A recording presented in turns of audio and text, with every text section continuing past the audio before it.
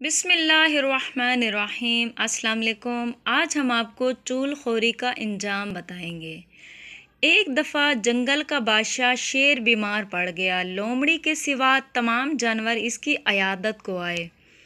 بھیڑیے نے شیر کی خدمت میں حاضر ہو کر لومڑی کی چگلی کھاتے ہوئے کہا، بادشاہ سلامت، سب آپ کی بیمار پرسی کے لیے آئے ہیں مگر لومڑی نہیں آئی۔ شیر نے حکم دیا، جب بھی لومڑی ادھر آئے اسے فوراً اس کی اطلاع دی جائے۔ کچھ دیر بعد لومڑی آئی تو شیر صاحب کو اطلاع دے دی گئی۔ شیر نے لومڑی کو گالی دیتے ہوئے کہا، تم میری عیادت کو کیوں نہیں آئی؟ لومڑی نے کہا، میں تو آپ کی بیماری کے لیے کوئی دوا تلاش کرنے گئی ہوئی تھی۔ یہ سن کر شیر نے پوچھا، اچھا تو پھر بولو کہ تمہیں کوئی دوائی ملی ہے یا نہیں؟ لومڑی نے کہا، جی ہاں، بھیڑیے کی پنڈلی میں گوشت کی ایک غدود ہے، جسے نکال کر آپ کھا لیں تو آپ کی بیماری ٹھیک ہو سکتی ہے۔ شیر نے بھیڑیے پر جھپٹ کر اپنے پنجوں سے اس کی ٹانگ پکڑی اور غدود نکال کر کھا گیا۔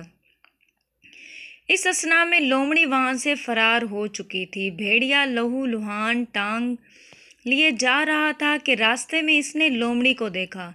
لومڑی نے فوراً اس سے کہا، اے سرخ جوتے والے، لہو لہان ٹانگ والے، جب بادشاہ کے پاس بیٹھے ہوئے ہو تو اس کا خیال رکھو کہ تمہارے منہ سے کیا نکلتا ہے۔